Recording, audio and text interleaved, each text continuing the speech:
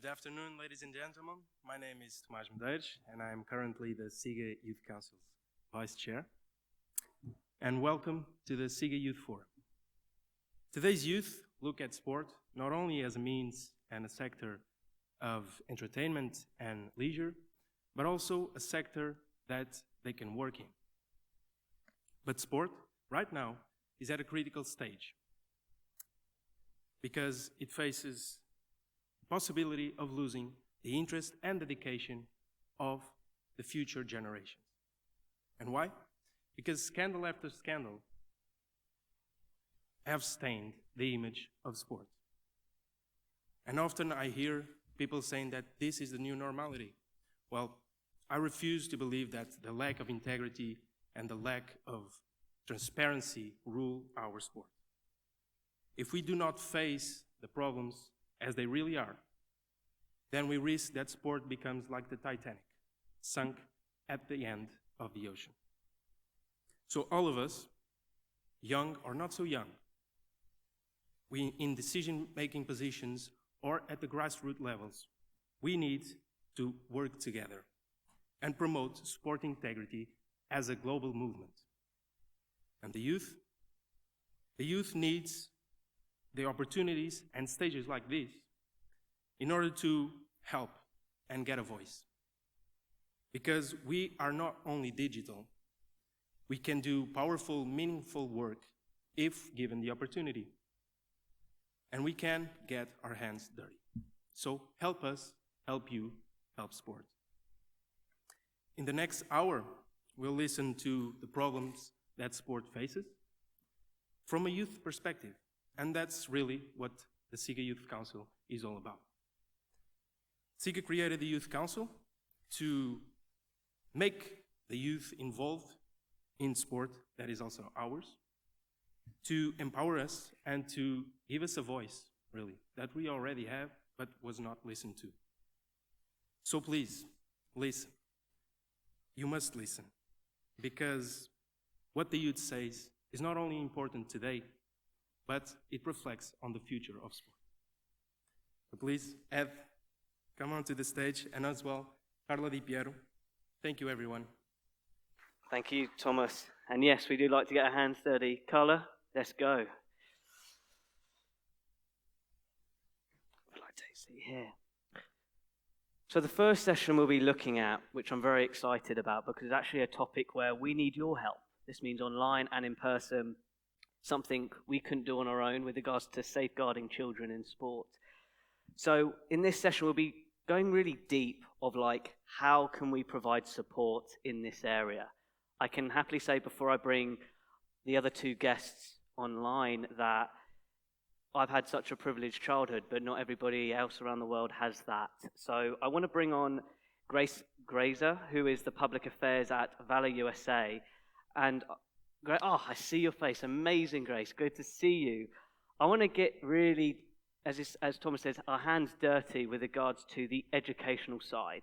So could you just explain who you are a little bit, but also why education is vital at the sort of early stage with regards to safeguarding children, so our upbringing's enjoyable? Absolutely. Thank you, Ed, for the great introduction.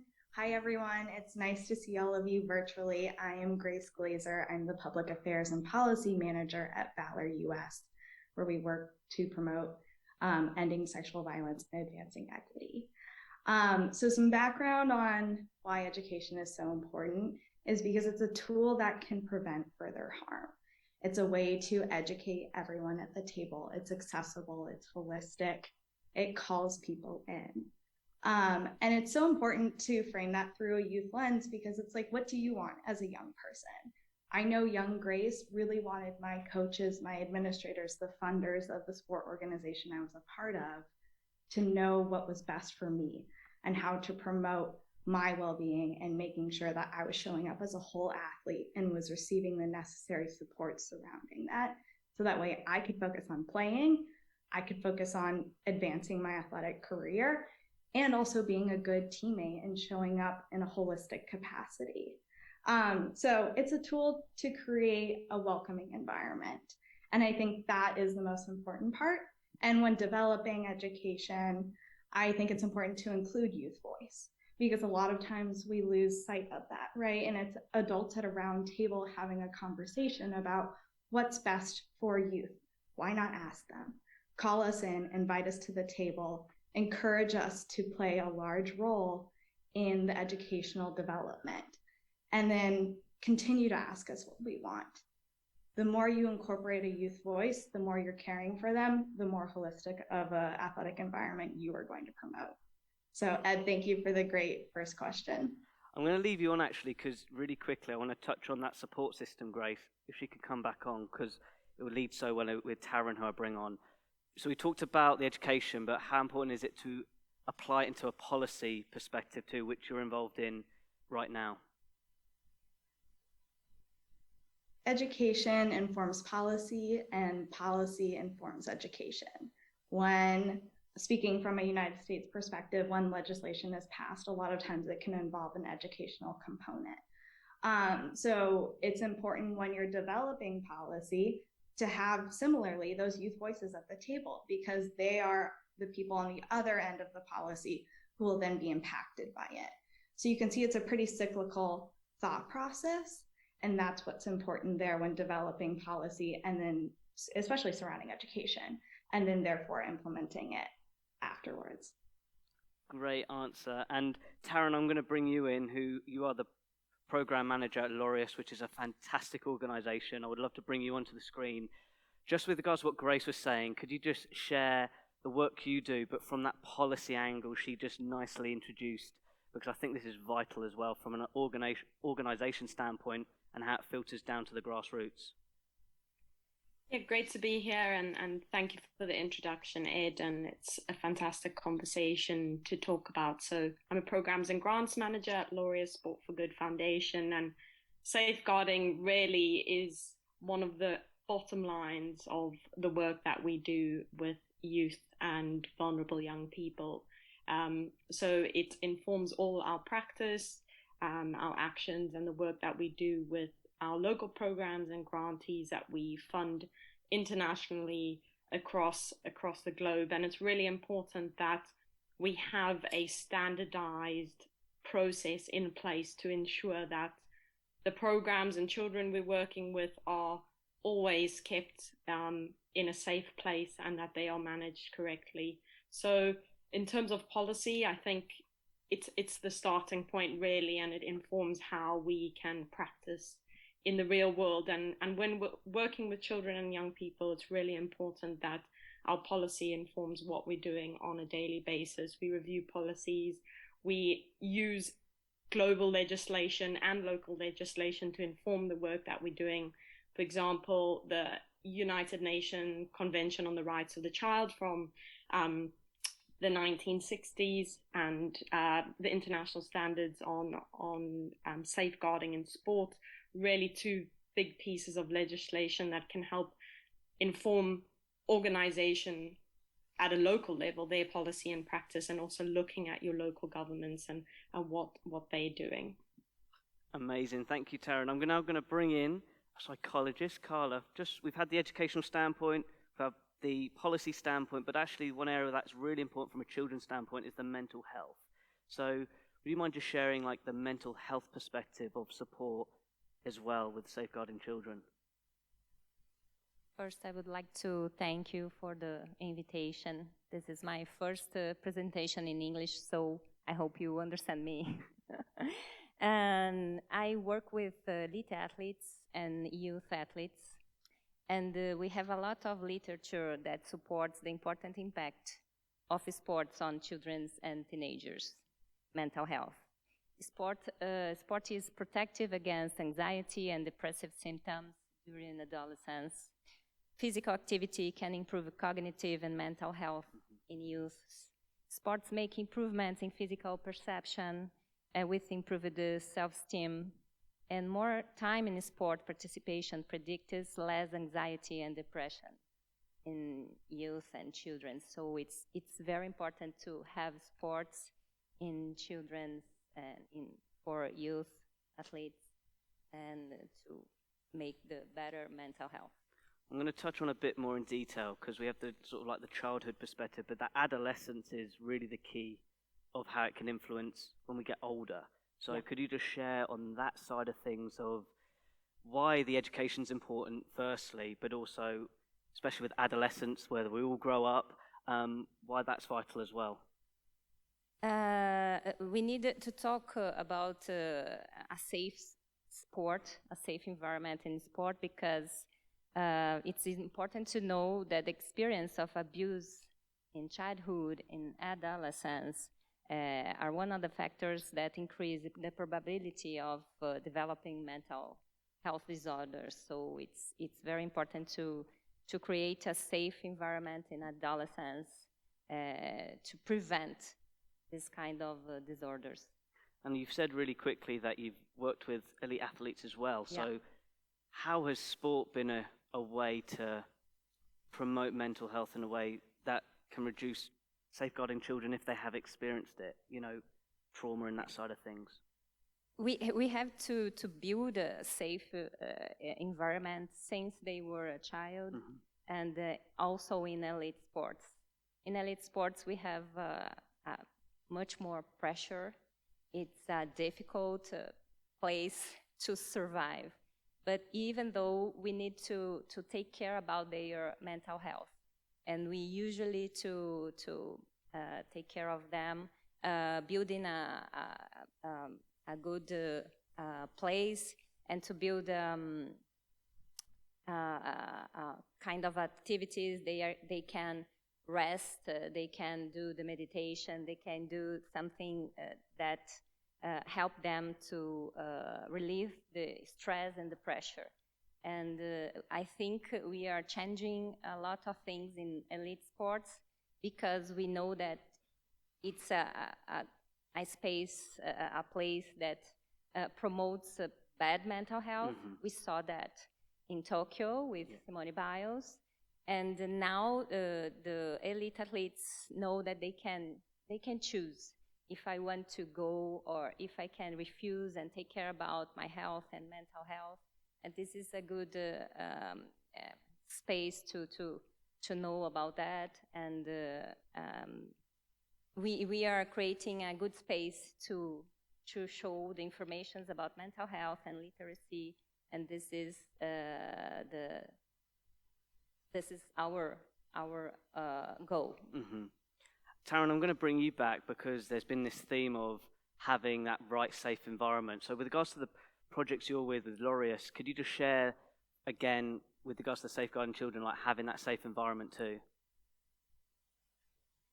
Thanks, Ed. And when we're talking about safe environments, I think it's important to touch on not only the physical environments, but the emotional environments that our youth can participate in. And speaking from a very local sort of grassroots sport for development perspective, due to the populations that our programs are working with, this is really, really crucial to make sure that the space where the children come to play and participate is safe from that emotional and psychological perspective, because a lot of them come from adverse backgrounds, highly vulnerable, at high risk, where their home environments don't replicate safe environments. So working with the organizations, we help them to ensure that their policies reflect this in terms of their safeguarding, and specifically, say for instance, during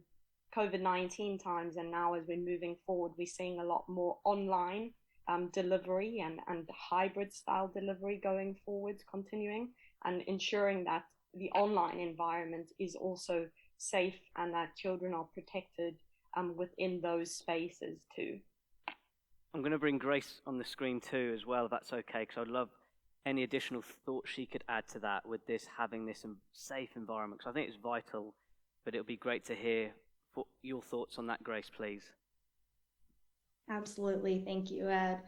I agree that with what Taryn is talking about, promoting safe environments across multiple platforms.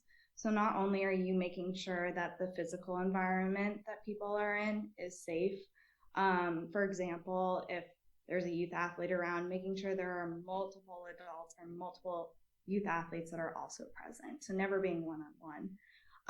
As far as creating safe online spaces, making sure you're looping in all appropriate parties, being aware of cyberbullying, for example. We've seen an increase in that during COVID-19.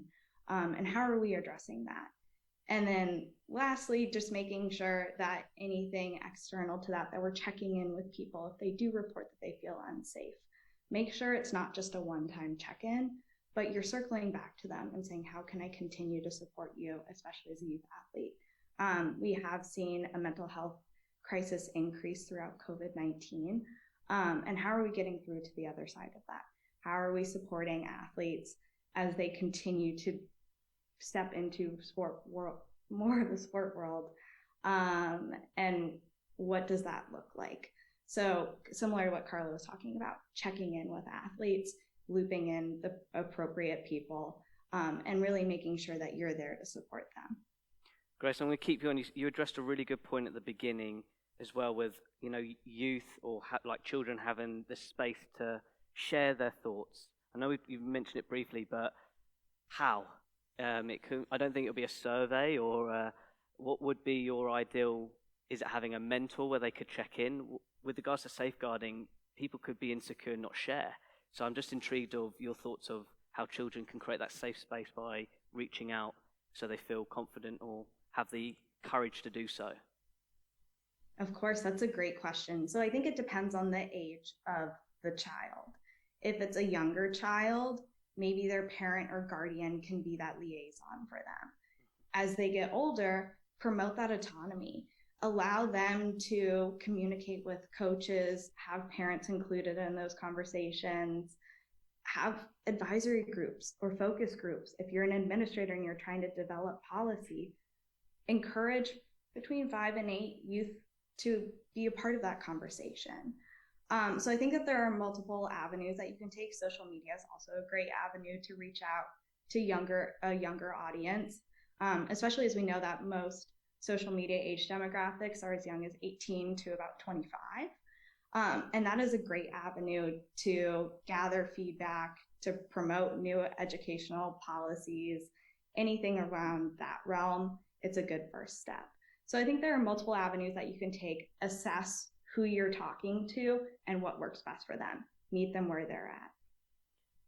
Amazing answer. Taryn, I'd love your thoughts on that as well, please, with regards to the work you're currently doing, but also, again, how people could reach out, meaning children to reach out to, so they get that support they need.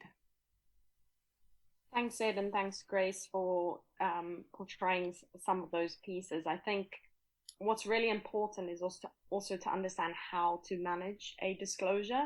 So often young people and children will bring quite confidential information forwards and quite serious cases a lot of the time, and what are the channels next in terms of how do we ensure that we still create those spaces where the child is looked after properly and that the follow-up and the next steps are in place through policy and procedure to ensure that the next time, hopefully, something doesn't happen again, but the child will feel confident that they were protected and looked after. So it's all about being able to put on multiple hats and really manage certain situations.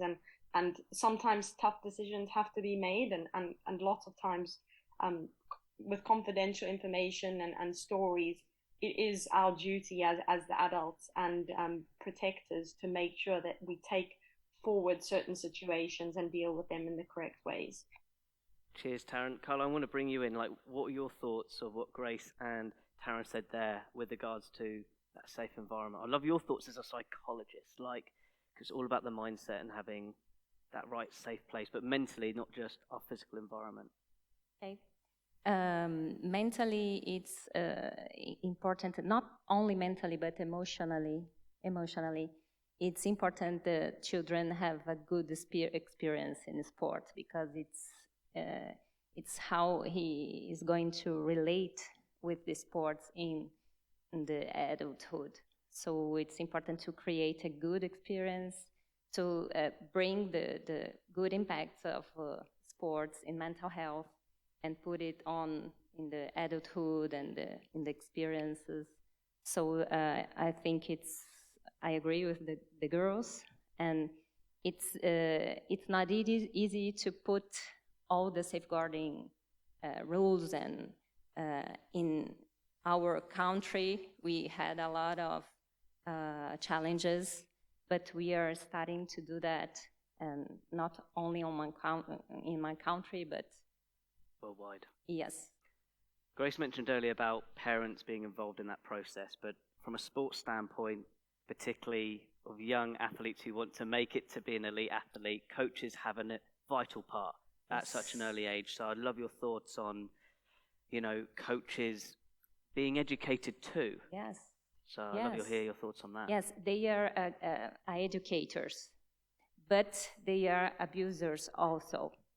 And because of that, we need to orientate and teach the coaches how to bring and build a good relationship with the athletes. And it's my job to do that, and all the people who works in sports. This could be another whole topic, but I think the important thing is coaches are such early mentors. Like even for me playing tennis, I looked up to my coach all the time. It was actually more than my parents at time, because you admire the skills, the life lessons. But when we think of winning, that's where it can change perspective, because you sort of have that win at all costs, which can be interesting from a development standpoint for the child. But they are our partners. Mm-hmm. Good partners, and if they understand the safe environment in sports, we can reach the results without harm and other things. Amazing. Grace, I'm going to bring you back on the screen, because I love your thoughts on that with what I've just said about coaches. They're part of the whole support system too. I love your thoughts, please. Absolutely, I agree. That's why we call it a sport ecosystem, because everyone there is there to support the athlete and support the sport. Without athletes, there's no sport, there's no coaches, there's no administrators.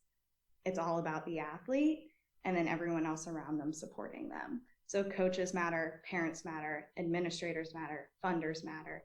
Everyone matters, because if we invest in the entire sport ecosystem, we will see athletes thrive. Taryn, I'm going to bring you in too. Again, from that policy angle with coaches, I love your thoughts on that yes, they can be educated, but I think now we're in the world where there needs to be infrastructure in place whilst they're coaches in their specific sport. There's that, safeguarding protocol in place too. Most definitely, and I think you're right, touching on education and making sure that there is constant development within that space. So annually or biannually retraining, bringing in new concepts, challenging coaches and educators and administrators, everybody who's involved in the youth perspective to be constantly evolving, and within policy to have in place, how do we recruit? What kind of background checks do we do? What procedures are in place when something may be raised and a report is made around an area of concern, and also how do coaches react, and ensuring that there's a code of conduct in place, and that should be signed and agreed by all parties, whether it's a coach, whether it's a parent, whether it's an external organization or visitor coming in, understanding how and why there is certain procedures and policies to protect children and young people in place. Amazing. I'm going to bring back with regards to sport in general, because that's why we're here too, and bringing back that mental health perspective. Carla, from your perspective with the adolescent athletes and then turning into elite, how is sport such a great tool with regards to sort of reducing that mental stress or anxiety? Sports are very important to mental health, because when we are focused in what we are doing, running or cycling, we are out of our thoughts, and it's a good and important thing to do. It's like a meditation. when you are doing sports. So it's so important to do sports to protect our mental health. But for athletes, it's their jobs.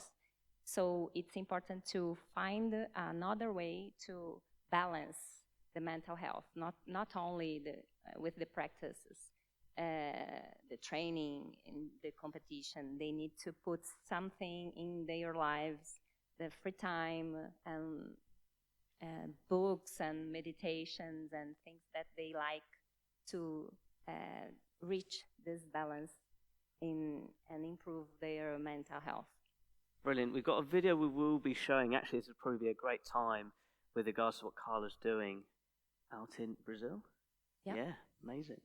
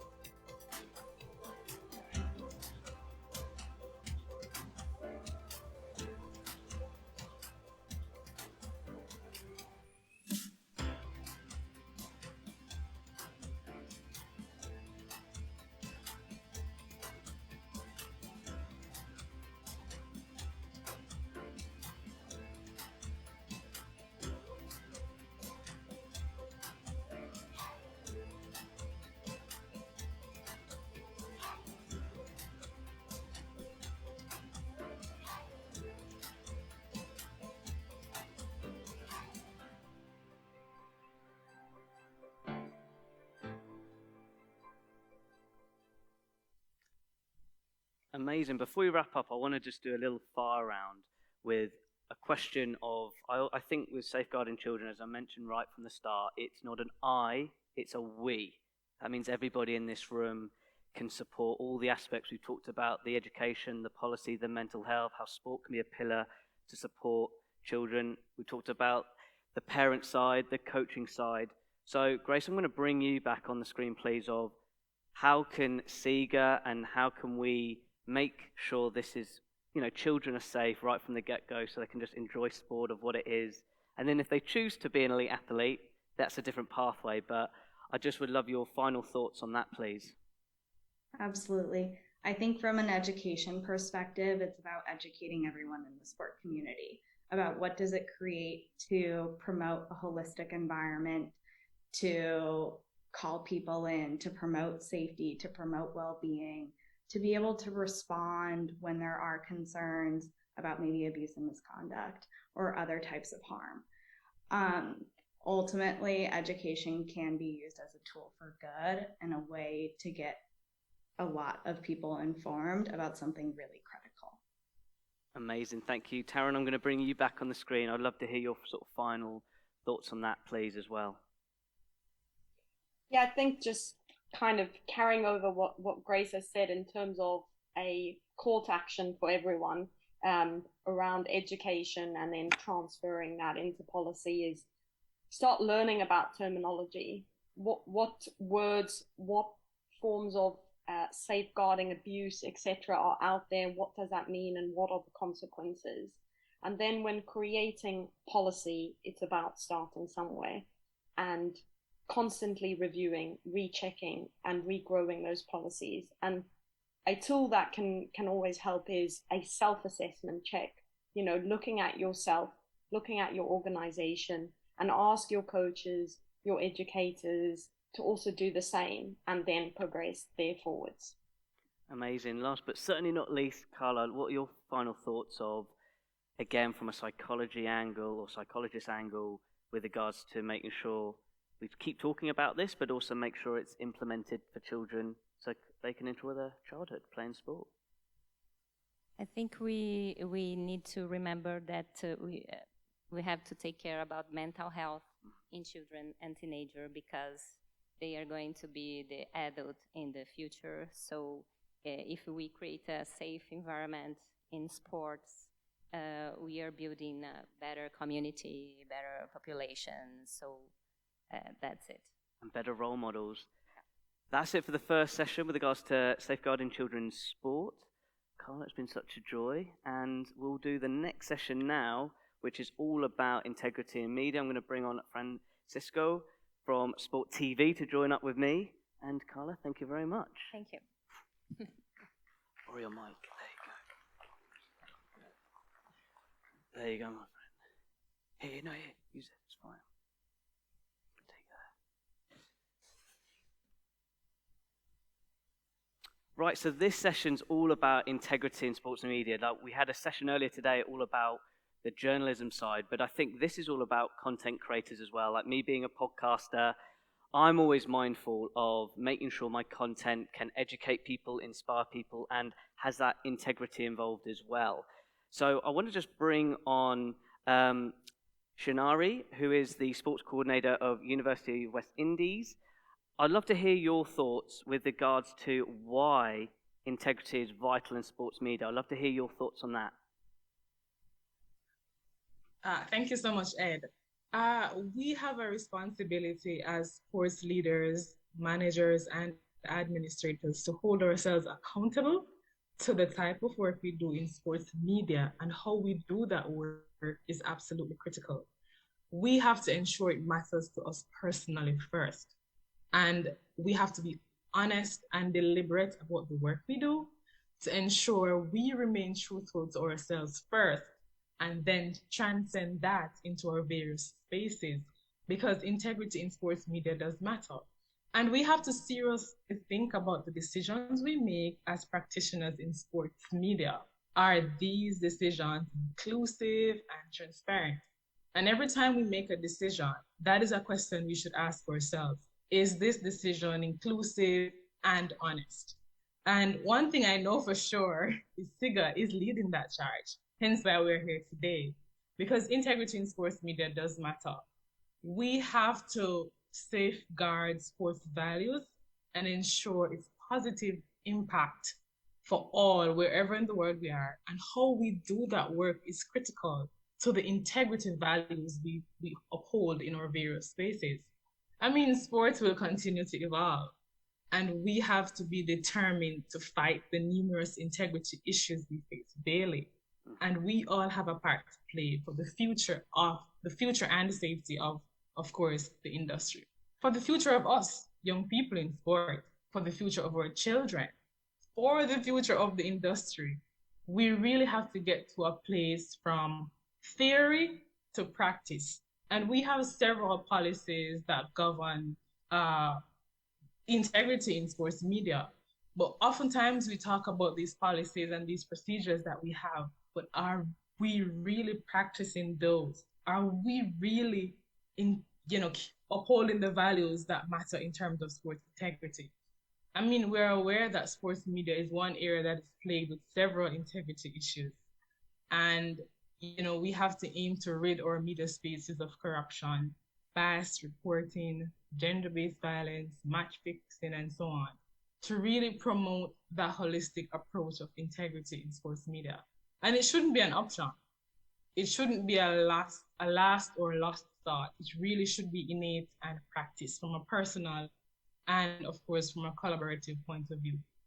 And one question I really want us to think about is, what type of legacy are we creating for young people who want to become a part of sports media?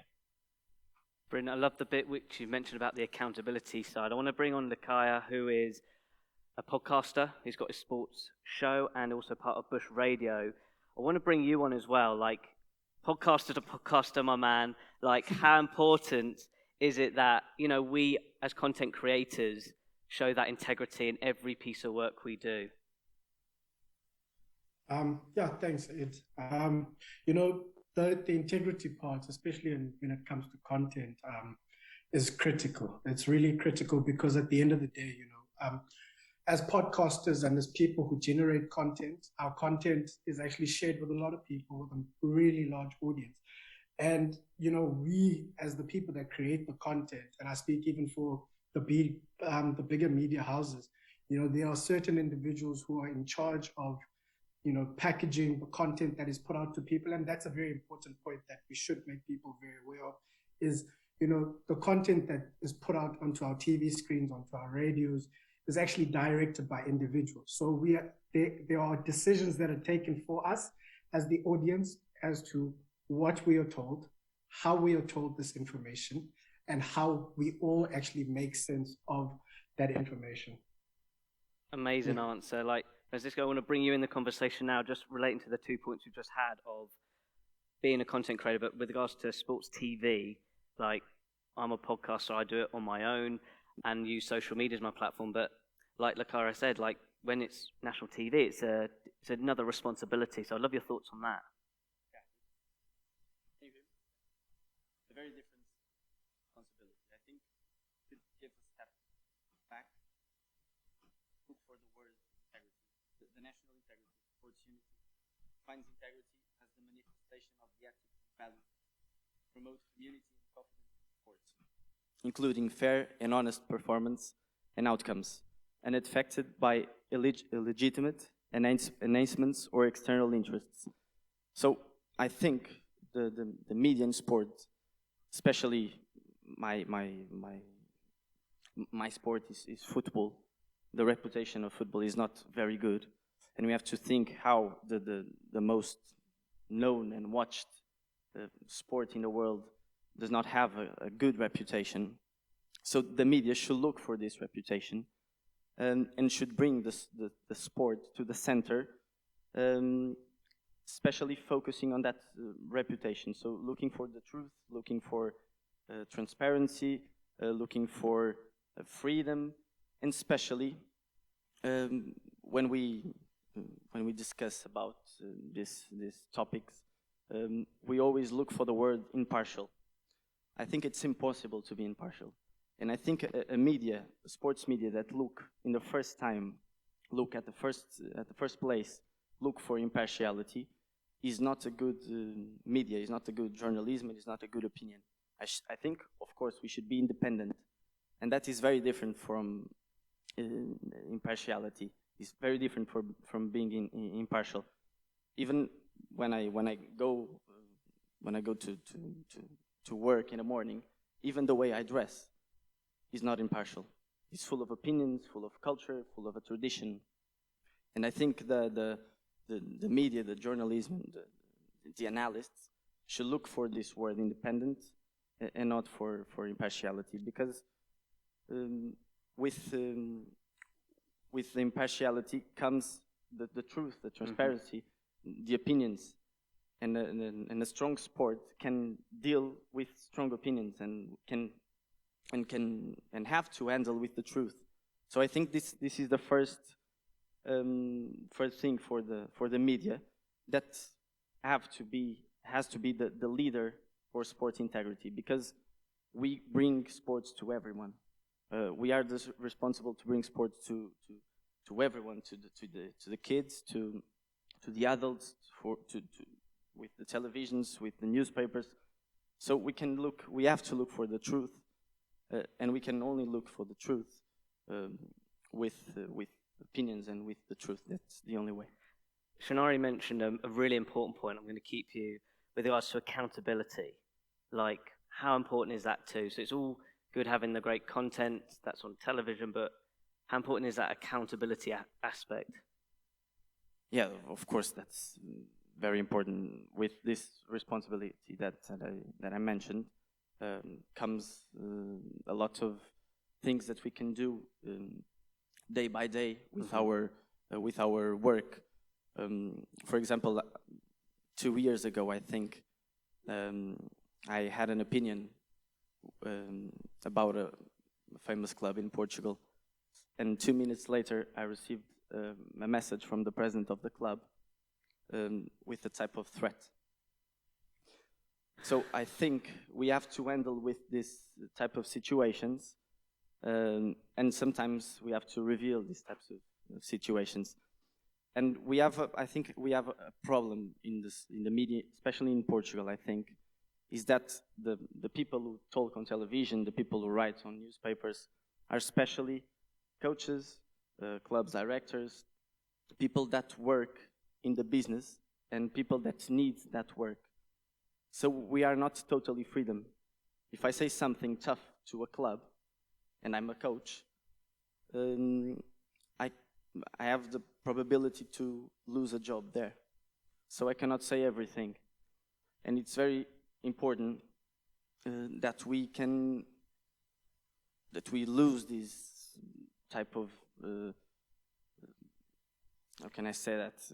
It's very important for us to be really free to give our opinions without being afraid of losing our Or judged. our job. Yeah.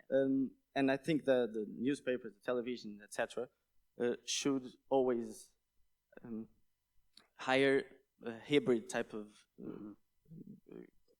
workers, the ones that are not dependent from the clubs and the managers, etc., and the ones that are in the field working. I think that's the first next step to give in especially Portuguese media. Shannara, I'm going to bring you back on because I want to tap into the accountability bit.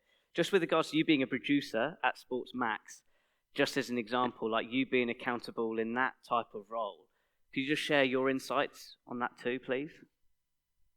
Yeah, it is critical. And one of the things that you have to always remember is how you find that balance as a producer, for example, in a media space in a third world country, for example, like Jamaica, where you have the prevalence or continuation, I should say, of gender-based violence, gender-based inequities rather in sports media.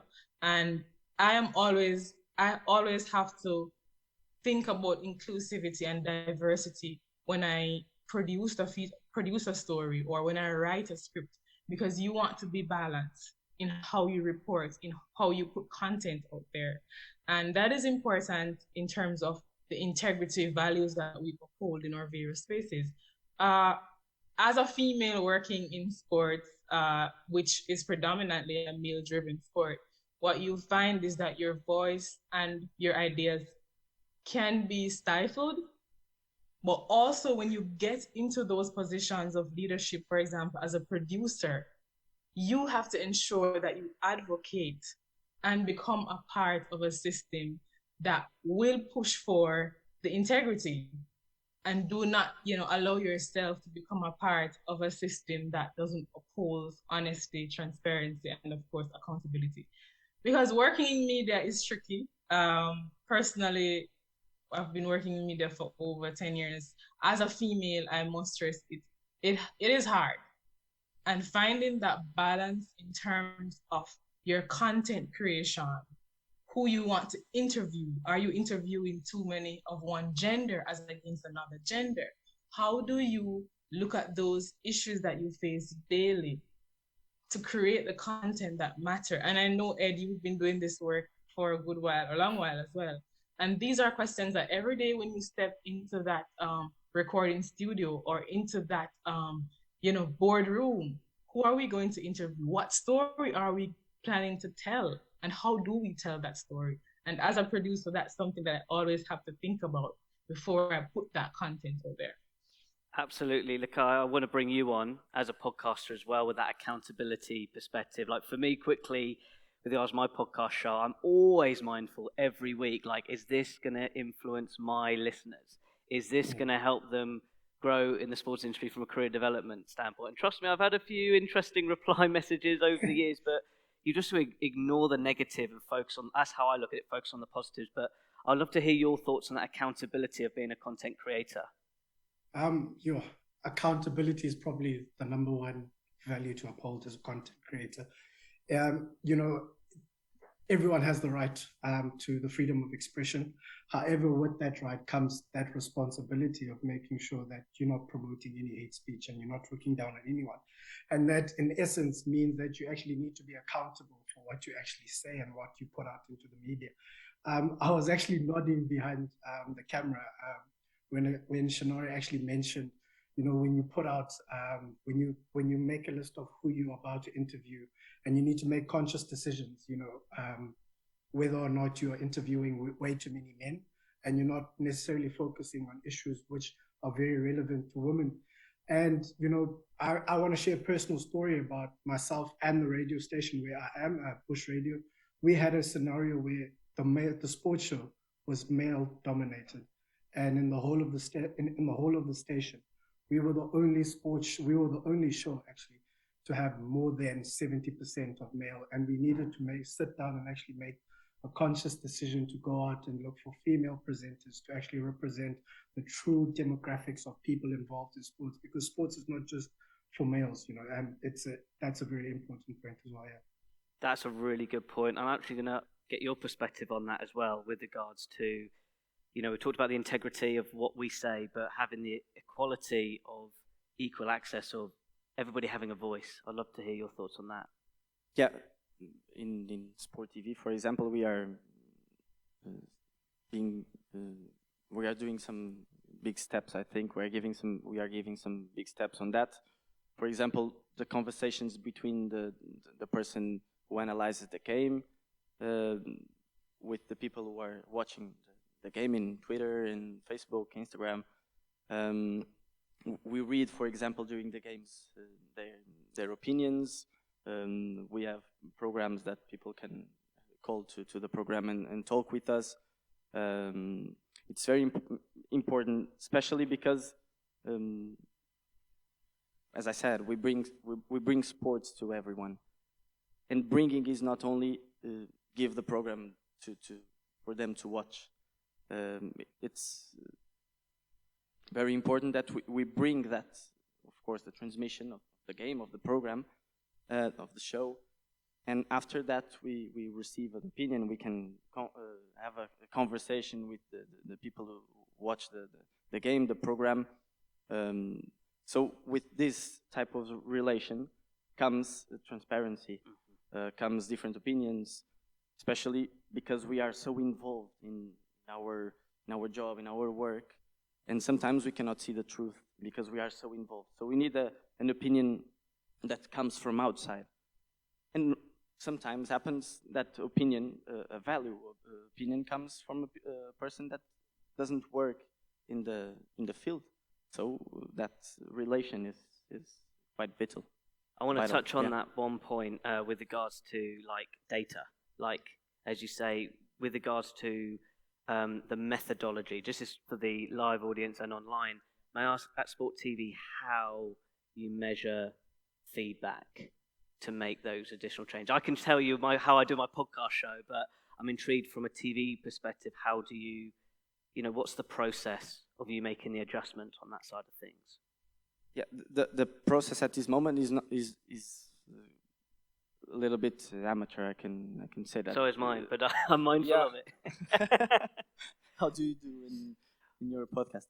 Well, if I went to year one so first year, now 7 years on, I always take December off. I think I deserved a month break with a weekly show, but I would always print out all my special guests, and then I would see, like, is my show changing the narrative in sport? So at the time, I would say after I went to a women's football conference, I realized that I didn't interview many women CEOs, but I would just say great CEOs who are women. That's how it should be branded. But at the time, I wasn't mindful of it because the people I've interviewed were all male, and I had to adjust and went, I didn't have to use a lot of data and numerics. I just looked at the special guest and I reflected that into what was in the clubs, for example, and I reached out to the clubs who did have women board members or who had senior positions, and I wanted to integrate that in the show to change that narrative, to basically bring role models, so my listeners who are doing sport management degrees going, well, if she can do it, so can I. And so that's my methodology, is more what I've created and then analyze it from my actual data and then what I visually see, what's out there at the moment in the industry. Yeah, we should have more data.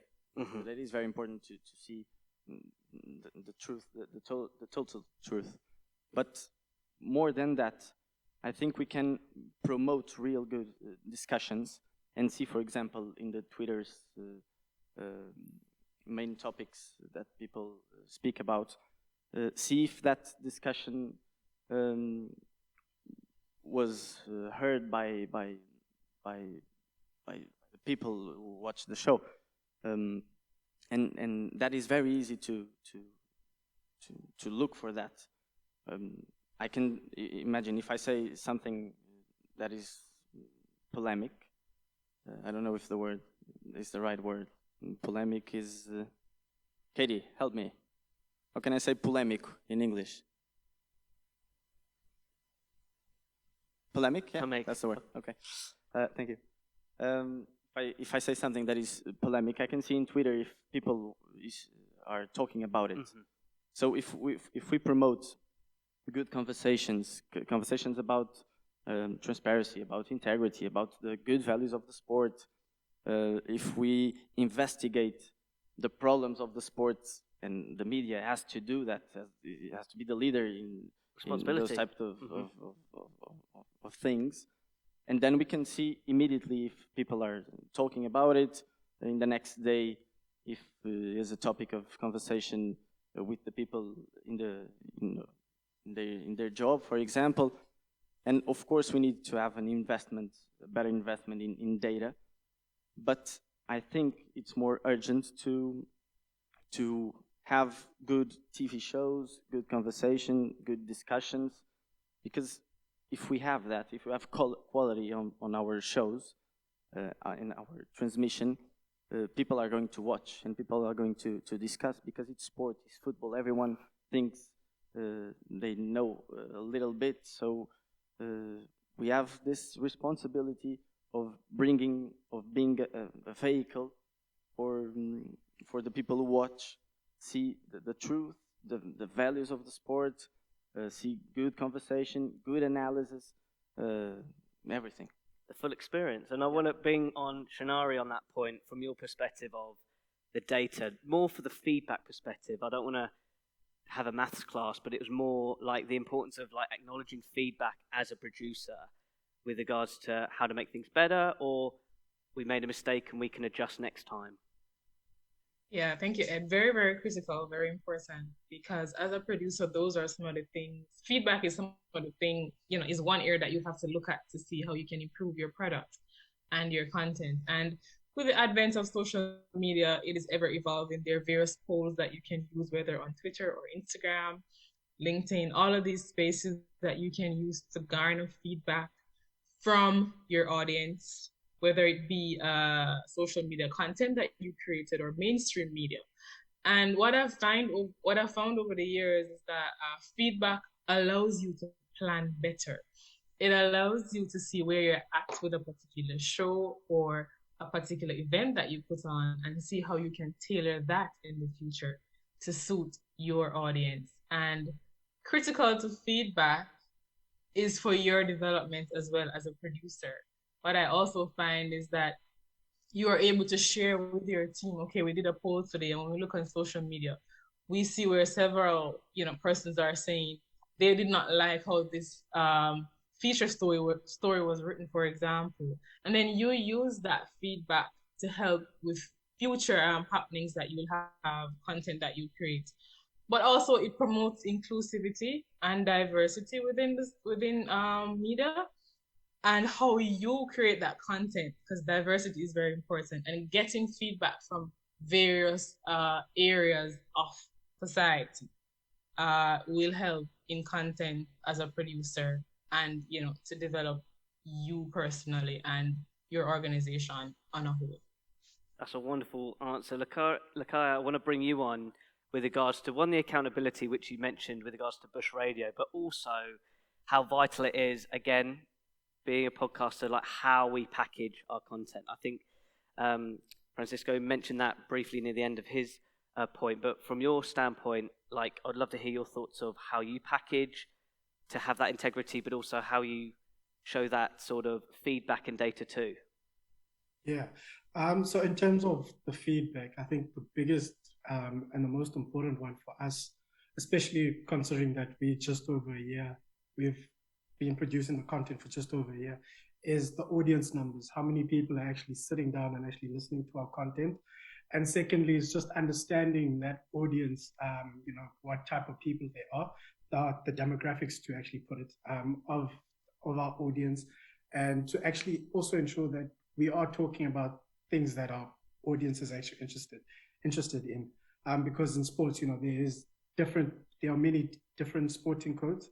And within those sporting codes, there are various levels to it. I mean, there's international all the way down to your grassroots level. And I think it's very important for us to actually make sure that we understand who our audience is, what demographics they come from, what their demographics are, and what are their interests, so that information actually then educates and informs how we better package our product that we put out to the people. Yeah. Cheers, Lakai. Francisco, I would love your thoughts of what he just said of us making sure it's packaged right, the whole, as we said, the experience, but from a TV perspective.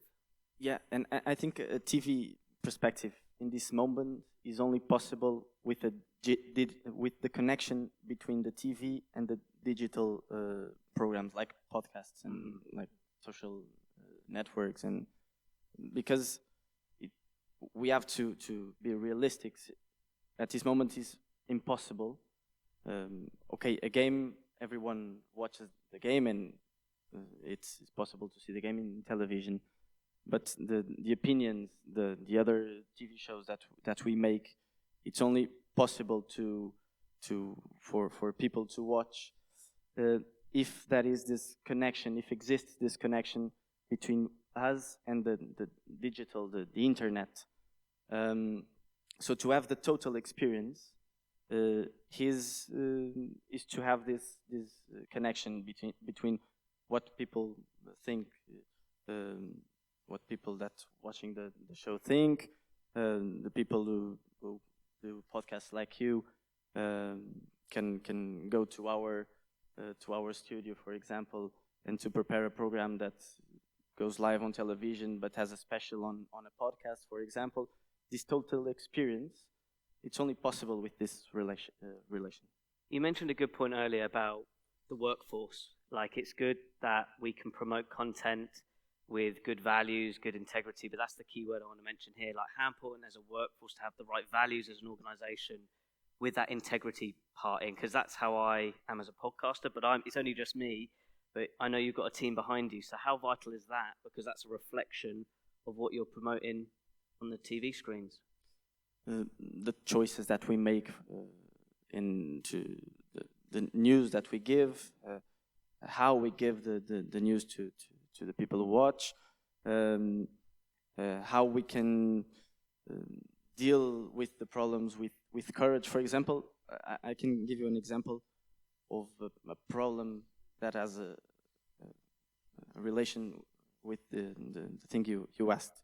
Last month we had, I don't know if you know, some of you in the audience know, that we had a serious problem with the Portuguese journalist that was subject to disciplinary proceeding for a question she asked.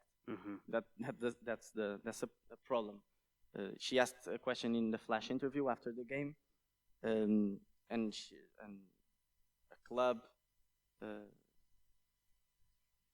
didn't like the question, and she was subject to a disciplinary proceeding.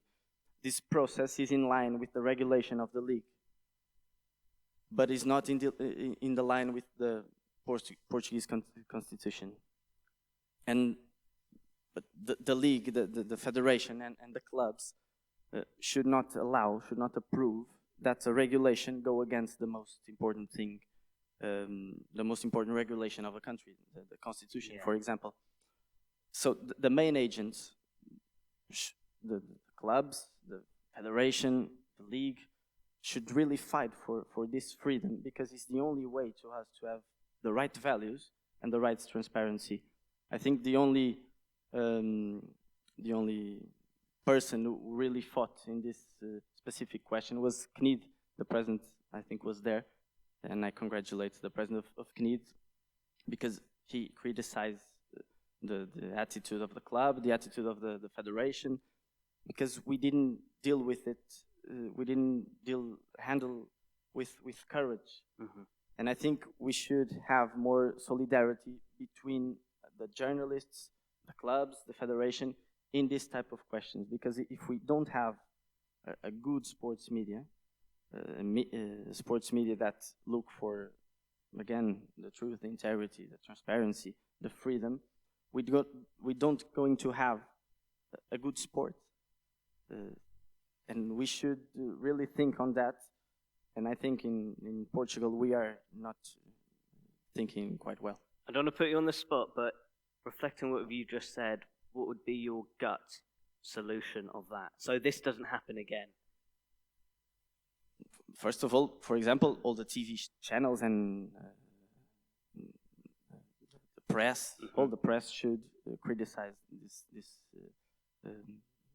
this opinion of the club, this thing that the club did, and this didn't happen. So this is the first thing. We should have more solidarity between us, and to deal with it with courage, with courage to look for the truth.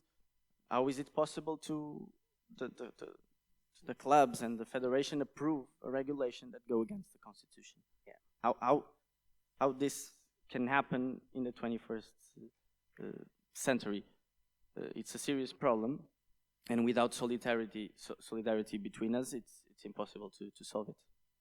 Shanari, I want to bring you on now, if that's okay, because I just want to emphasize that point of values, because really it's a reflection of our content. So relating to you as being a producer, even being a sports coordinator as well, like, how have you addressed your own personal values that influence the work you do?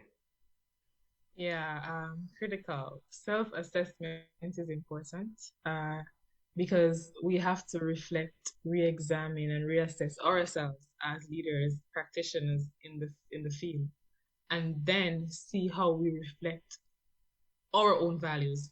How are we promoting our own integrity so that we can work effectively within the spaces that we work from? But critical to that, self-reflection is one, but also collaborative reflection, because we work with people in different spaces. And what I try to do at the end of a semester, for example, in a higher education space, I reflect on the decisions that we would have made, the work that we would have done, how we treated our students, for example, whether it be from a media standpoint or from an administrative standpoint, from a student standpoint. What were decisions that you made? Were those decisions inclusive, collaboratively, right? Did they promote the values that we have of ourselves and the organization about integrity? And if there are issues there that we need to address, then we would now go back to the drawing board and see how we can address those issues so they don't reoccur. And that is something that I've helped, over the years in terms of self-reflection, but also collaborative reflection. And then with that, you have greater results from my standpoint. Brilliant. And Lakai, I want to bring your point in as well with regards to this value side. I take it really personally with my content, because the first exercise I did when I created my show was like, what did I want the show to be? I knew my audience, and then I integrated my personal values, and I wanted my values to be a reflection of my enthusiasm, my show, and who I wanted to help too. So with regards to your podcast, how have you addressed your own values that really reflect your awesome podcast? I think that's what you mentioned earlier, just before you came through to my side. Sitting down and actually identifying what it is that you want to do, and writing down the goals, setting yourself goals. And so the way I do it to ensure that my values I don't impose my values on my audience is I try to be subjective. I try to be as objective as possible, without imposing much of what I believe. And whenever I actually do come across certain times where I'm going to be subjective, it's actually to inform everyone that this is my subjective opinion. I think that is very important to share with people that,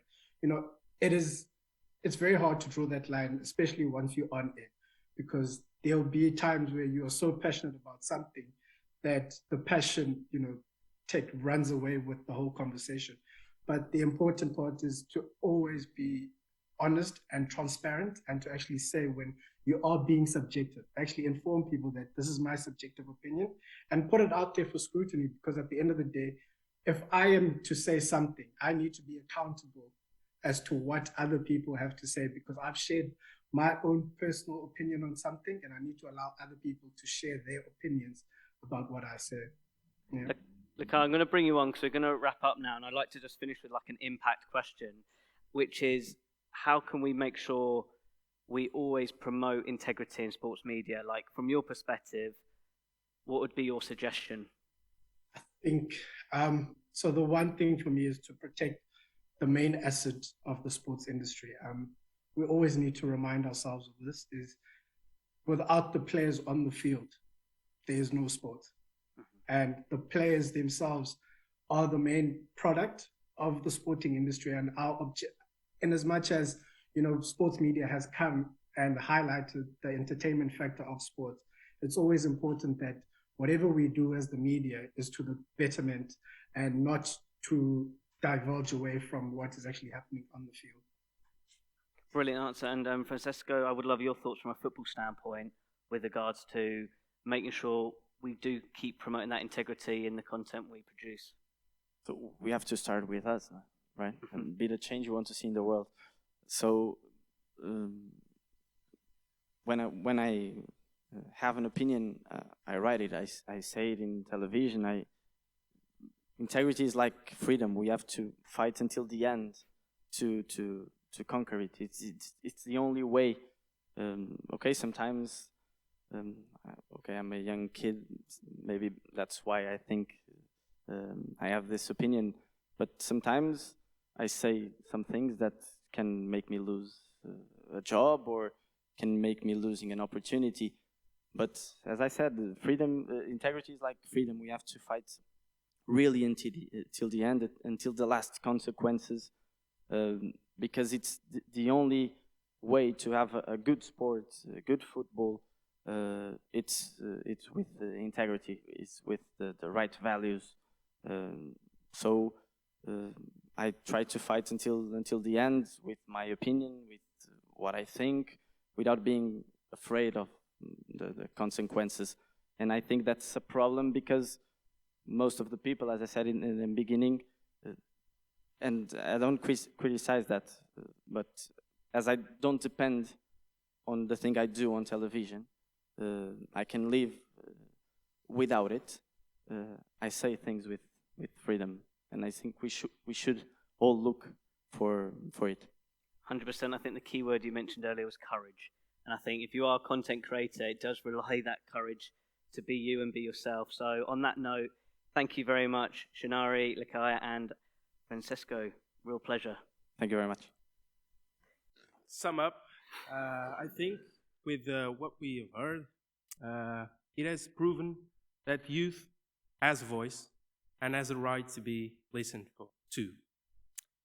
And if I can leave you with something, it's a very brief sentence.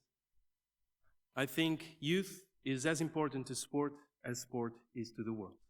Because without youth, there would be no future for sport. Thank you, and see you next time.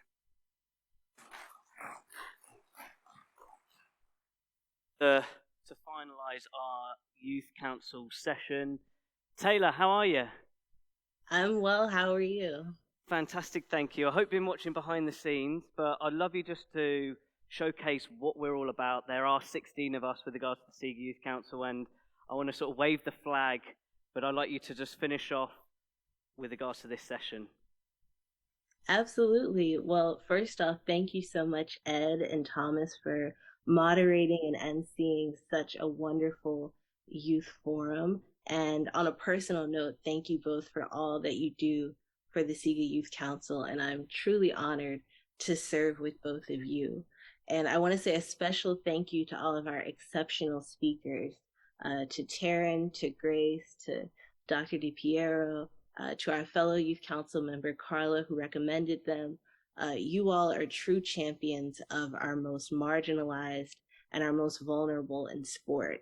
And as SIGA releases its universal standards on youth development and child protection, I am truly heartened that mental health is finally getting its rightful place in the discussion on athlete well-being. And I'm really excited that you all are leading the charge on that. And to Shinari, to Likaya, and to Francisco, you all are the best of SIGA. From our youth council to our SIGA champions, you all are shining examples that young people are not waiting to be the leaders of tomorrow, but in so many ways are indeed the leaders of today. So as we conclude our youth forum, I just want to give a special thank you to all of our sponsors and to everyone at SIGA who has made this youth forum and Sport Integrity Week an absolute success. As SIGA continues its strong yet blossoming relationship with the UN, I'm reminded of the Sustainable Development Goal number 16, peace, justice, and strong institutions. Strong institutions matter, and strong institutions, in order to remain strong, must have a foundation of integrity. And I thought Francisco had such a profound point at the end, that integrity is like freedom, and we must fight for it.